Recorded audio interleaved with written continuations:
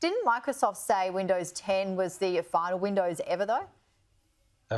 Yes, good morning, Tim and Janie. Yeah, I was part of the coverage of the launch back in 2015, and yes, this was supposed to be the last Windows ever, Windows 10. Bit like But Windows John Farnham 11 is coming your way, and I can't wait to try it out. Yeah, it's got a little bit of John Farnham. This will be the last time about it, Djuro. Some people, it looks very Apple-like. What are the key features? There are a number of features, Tim and Janie, and the thing is, it looks cleaner. It does look like a little bit like Mac OS, but I don't know about that. I think it's because it's so translucent and looks pretty. There's so many things, like it remembers when you plug in your big screens. It works with Android apps, so you can put TikTok, Janie, on the screen itself, so you'll be able to run all those apps on your phones directly on there. It's a little bit convoluted, but you can do it. It's got other things too, which are really impressive. You can put keyboards in the corner and start writing on your tablets or on the touch laptops. It's a much slicker, much more usable interface.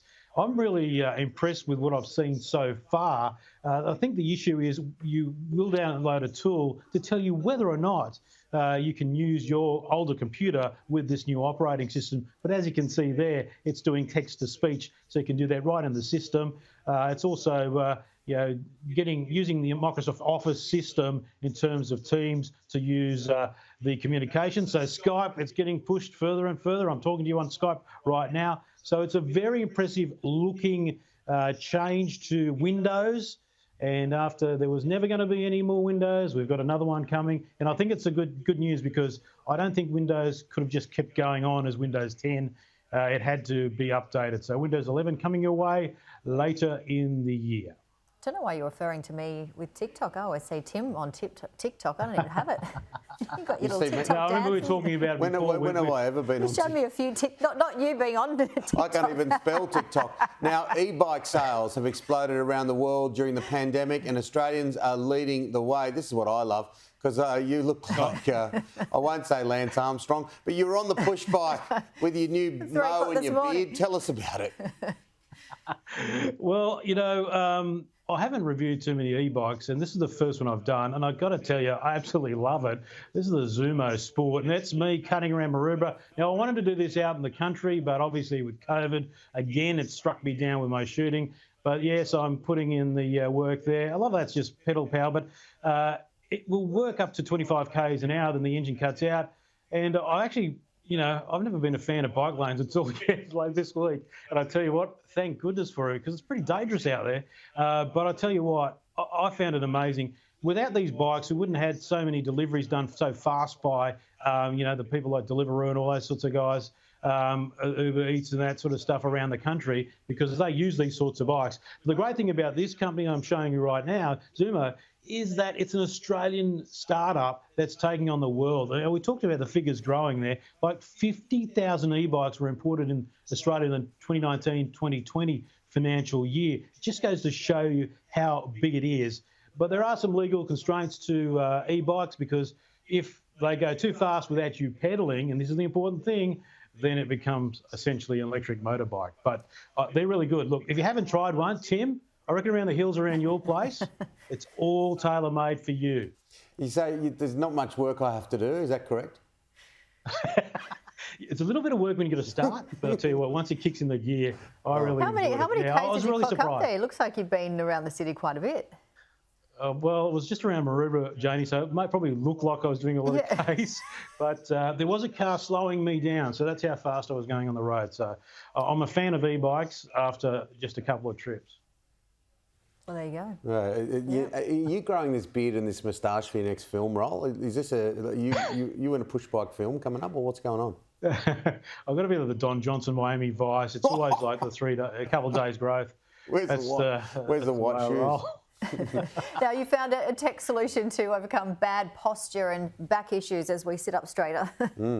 Yeah. Let me just go to this is really amazing. Now, I was a huge skeptic. Let me just go to the desk for a moment. I want to show you this. So down here is a little kit. And this thing right here in my hands, as I hold it that way, that is a little upright sensor. And all these things here, like sticky bits and pieces that throw it on your back. And I tried it out last night. Guys, I was a huge skeptic, but this thing is amazing. So I can sit for like 10 to 12 hours at a time editing here in the studio, and you just use this. There's a little bit of sticky stuff on the back there. You can change the adhesive, and it sits on your back, and it sticks there nicely. And what happens is you train your posture, you sit up straight, and as you can see here, this is going to be real time, and you don't really notice it. This is me in graphic form, just moving my back and slouching my shoulders, and it detects it in real time. And I found that I was slouching and I didn't even know it, and then I consciously moved up. So what this is a really good concentration on what you're doing with your back, and you can build a delay in. So after 5 seconds, 15 seconds, you can tell whether you've been leaning over. So although you don't want to wear this for your whole life, I think it's a really good training mechanism for correcting posture, whether it's a kid or so, or an adult or whatever. I just found that I'm doing it right now. I'm sitting up, and it vibrates just a tiny bit on your back. What does that vibration feel like? It actually feels like it's slipping off your back. So that's an upright Bluetooth sensor. It's just available now, the new version, for about $80, and it's real-time feedback to your app. I've got to say, it's cheap. I didn't think much about it because I get a lot of tech across my desk, but I think it's fantastic. I could use that. So I'll get a dodgy neck. I expect some better power. Look, you guys are actually sitting up straighter, as I can see. We're trying to, but I do have a dodgy neck, so I might get one of those. That looks good. I might get one of those to put on my back and ride the bike, and I'll be the most upright bike rider of all time. Yeah, and go the mighty New South Wales Blues, my dear friend. Yes, at least all our players are from New South Wales. Oh, hey, controversial. Djuro Sen this morning. The push bike riding Don Johnson. All right, buddy, we'll talk soon. See you next week.